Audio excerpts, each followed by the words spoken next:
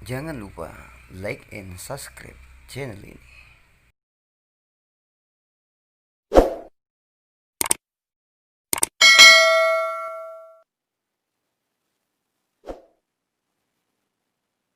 Assalamualaikum warahmatullahi wabarakatuh. Alhamdulillah, bersyukur kita kepada Allah dengan banyak mengucapkan zikir. Alhamdulillah, segala puji bagi Allah. Bersolawat kita kepada Rasulullah SAW dengan salawat yang paling indah.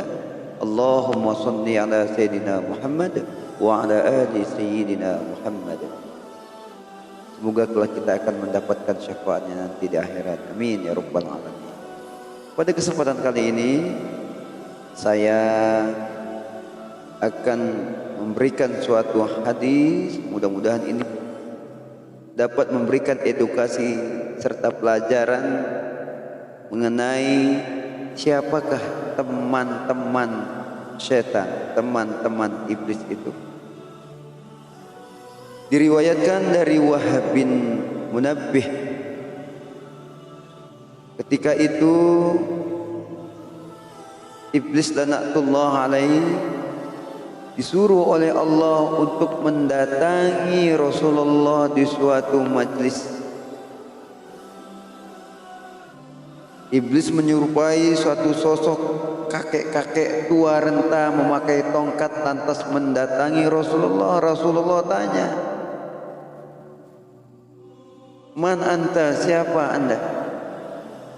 Iblis, "Ana iblis, saya adalah iblis." Jujur. Terperanjaklah sahabat karena si kakek tua itu mengaku iblis. Kaget. Ditanya lagi oleh Rasulullah, "Untuk apa anda datang ke sini?"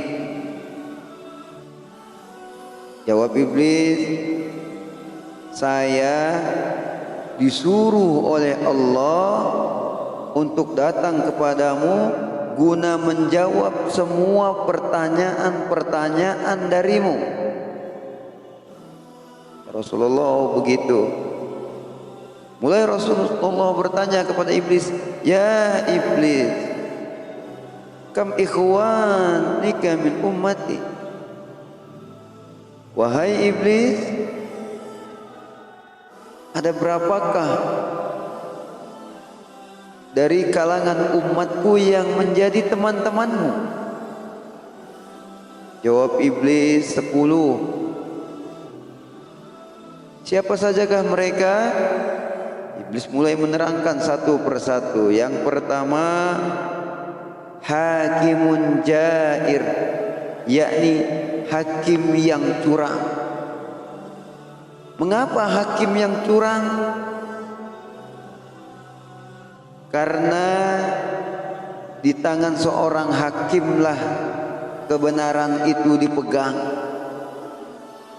Manakala hakimnya jujur, secara tidak langsung hakim telah menegakkan hukum Allah seadil-adilnya.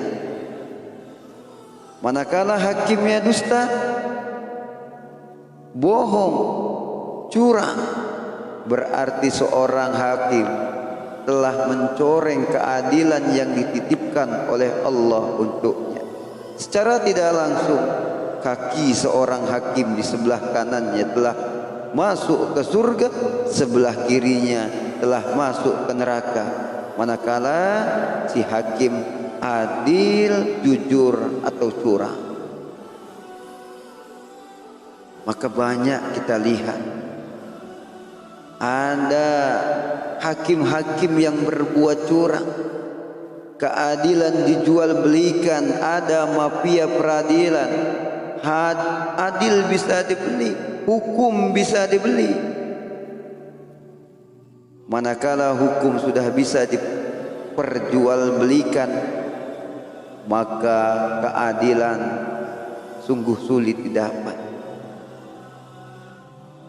Maka hakim-hakim yang curang seperti ini, maka dia akan menjadi temannya setan. Lihat di luar sana, manakala ketemu hakim yang curang, yakinlah bahwa dia sudah berteman akrab dengan iblis. Yang kedua,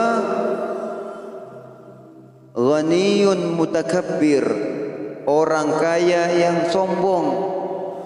Orang kaya yang sombong menjadi sahabatnya setan, temannya iblis, apalagi si miskin yang sombong. Kaya sombong aja jadi temannya, apalagi miskin yang sombong. Boleh jadi menjadi keluarganya. Kaya sombong boleh jadi wajar karena ada yang sombongkan berupa kekayaannya. Lah ini miskin sombong. Sesombong-sombongnya manusia ialah sombongnya ia kepada Allah ketika Allah suruh untuk tunduk patuh kepada ajaran Allah, tunduk patuh kepada perintah Allah, maka dia menyombongkan diri, dia tidak mau taat kepada Allah. Manakala ada orang yang petantang petenteng dengan kekayaannya, maka janganlah kita tergiur. Sesungguhnya harta yang kita miliki dengan orang yang paling kaya atau orang yang paling miskin, hakikatnya harta hanya 3. Apa yang kita makan, apa yang orang kaya makan, orang miskin makan, yang namanya makanan kelak suatu saat akan menjadi kotoran. Yang kedua, apa yang orang kaya atau orang miskin pakai, baik pakaian itu murah atau mahal harganya, yang namanya pakaian kelak suatu saat akan menjadi sampah. Yang ketiga, apa yang kita sodakohkan, apa yang kita infakkan, sesungguhnya itu adalah sebenar-benarnya harta yang akan kita bawa. Maka setan akan mencari teman dari kalangan orang-orang kaya yang dibuat sombong atas kekayaan. Adapun yang ketiga, siapakah sahabat setan itu, teman iblis itu? Tajirun kha'in, pedagang yang berkhianat. Pedagang yang berkhianat, mengkhianati apa? Mengkhianati dagangannya. Dia tidak jujur dengan dagangannya. Dia curang dengan timbangannya. Ingin untung besar. Boleh jadi dia curangi timbangannya, dia tumpuk semua barang sehingga langka, dia yang menguasai. Boleh jadi ketika ditanya, ini berapa harganya, ditawar sekian, dia jawab belinya saja tidak dapat. Hati-hati pedagang yang berkhianat, pedagang yang curang, maka engkau adalah pedagang yang menjadi sahabat setan, temannya iblis. Adapun yang keempat, siapakah sahabat iblis, temannya setan? Syaribun khamar, orang yang meminum khamar, orang yang gemar bermabuk-mabukan. Kita ketahui bahwasanya minuman setan adalah minuman yang memabukkan. Racunnya setan adalah madu, minuman yang baik-baik, minuman yang ketika dibacakan doa itu menjadi racunnya setan. Maka khamar adalah sesuatu yang najis. Maka segala sesuatu yang najis adalah suatu makanan yang sangat lezat bagi setan.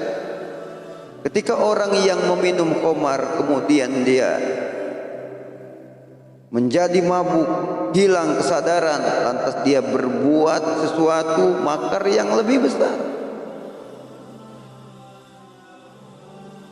Boleh jadi ia mabuk, setelah mabuk dia berzina, setelah berzina takut ketahuan zinanya dia bunuh.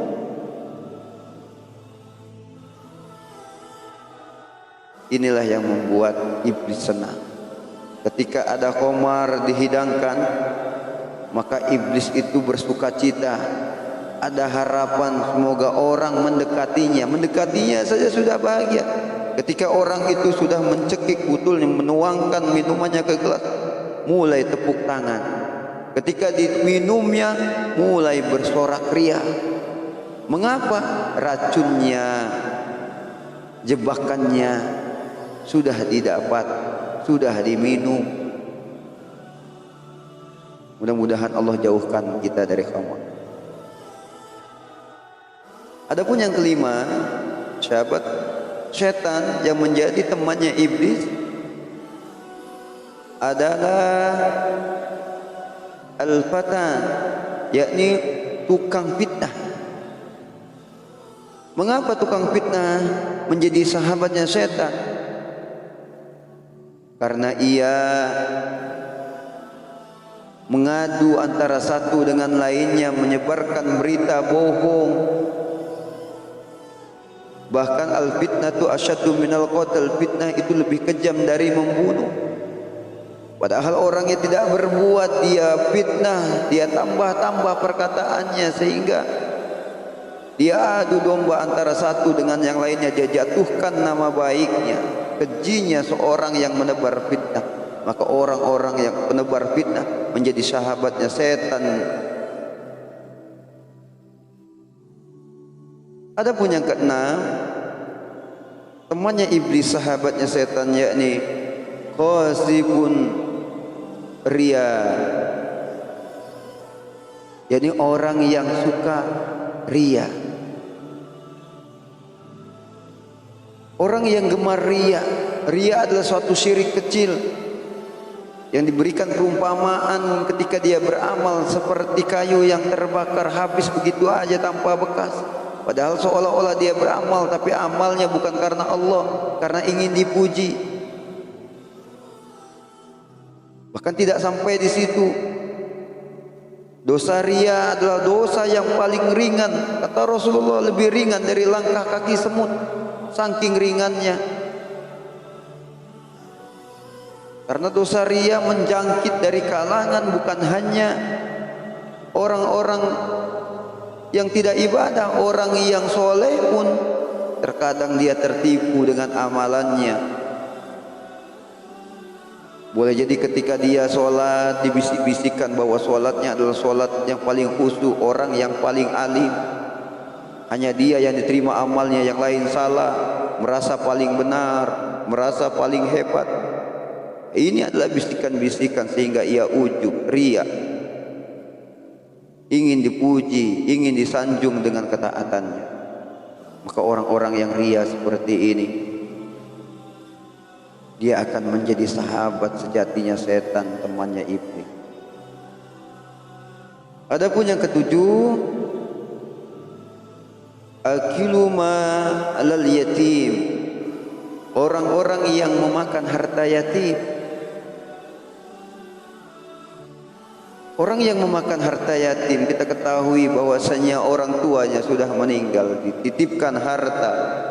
Lantas harta itu tidak bisa kita jaga, seharusnya dijaga sampai ia balik, diberikan untuk masa depannya, lantas dihabiskan. Maka orang-orang pemakan harta anak yatim, dia akan menjadi temannya setan, sahabatnya iblis.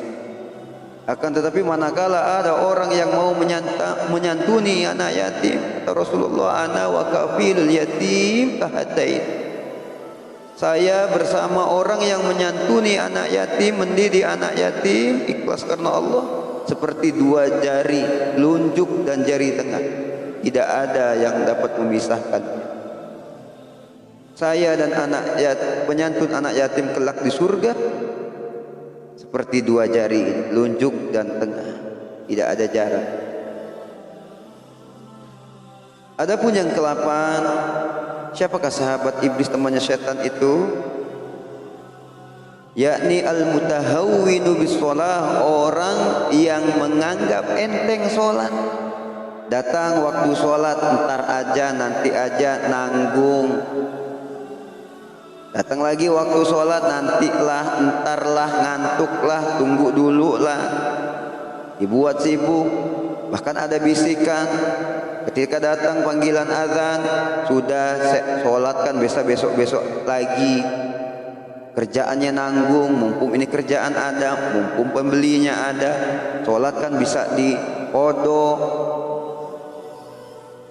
Masya Allah, orang-orang yang menganggap sholat itu remeh, enteng, hati-hati. Manakala kita terjangkit, entarlah, nantilah, nanggunglah, boleh jadi kita sedang dirayu untuk berteman dengan syaitan, bahkan menjadi temannya.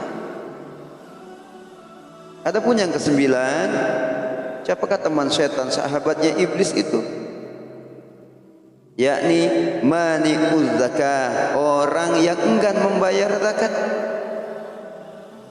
Orang-orang yang enggan membayar zakat menjadi temannya iblis.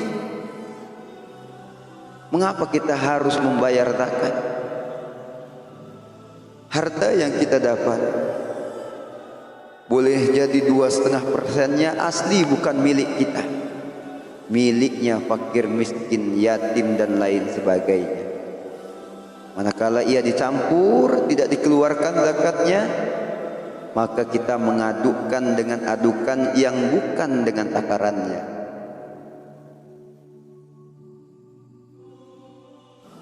Diberikan sebuah perumpamaan, andai kata ada 42 orang siswa, yang 40 kita kenal baik, yang 2-nya nakal. Apakah 42 ini yang 2-nya nakal, yang 40-nya baik kita campur? Ada kekhawatiran yang 40 ini menjadi nakal, maka hendaknya dikeluarkan 2 yang nakal ini, agar yang 40 ini tidak terkontaminasi terhadap kenakalan 2 anak, sehingga dikeluarkan. Begitulah perumpamaan zakat, dikeluarkan haknya, maka bersihlah harta yang ditinggalkan. Adapun yang terakhir, yakni yang ke-10, yakni mayusillul amal, orang yang panjang angan-angan. Biasanya iblis akan menaruh angan-angan yang tinggi tanpa perbuatan. Andaikan saja, bila saja nanti, misalkan andai kata, berhayal tanpa berbuat. Ditanya kerjaanmu apa, gajimu berapa, gaji 30 juta, alhamdulillah gaji 30 juta, mobil 5, rumah besar, istri 4 cantik-cantik. Emang kerjaannya apa? Menghayal. Kerjaannya menghayal. Orang yang biasa menghayal, panjang angan-angan, inilah salah satu temannya setan, sahabatnya iblis. Dari ke-10 ini, hakim yang curang, orang kaya yang sombong, pedagang yang khianat, orang yang meminum khamar, tukang fitnah, orang yang gemar ria atas amalannya, orang yang memakan harta anak yatim, orang yang menganggap enteng sholat, orang yang enggan membayar zakat, serta orang yang dipanjangkan angan-angannya. Inilah kesemuanya ini adalah teman-temannya syaitan. Mudah-mudahan dari ke-10 ini satu pun tidak ada dari kita.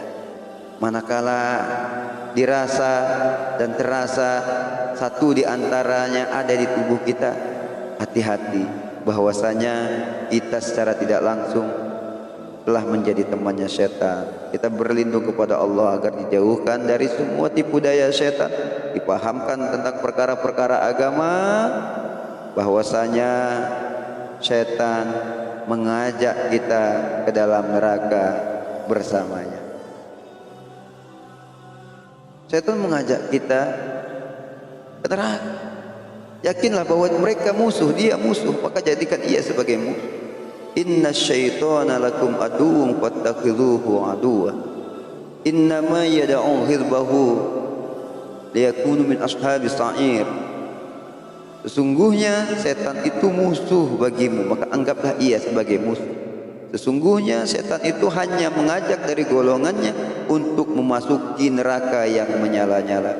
Mudah-mudahan dari hadis ini Allah jadikan kita tahu sebenarnya siapakah teman-teman iblis, sahabatnya setan itu, dan kita terhindar dan menjauhkan diri tidak untuk menjadi temannya.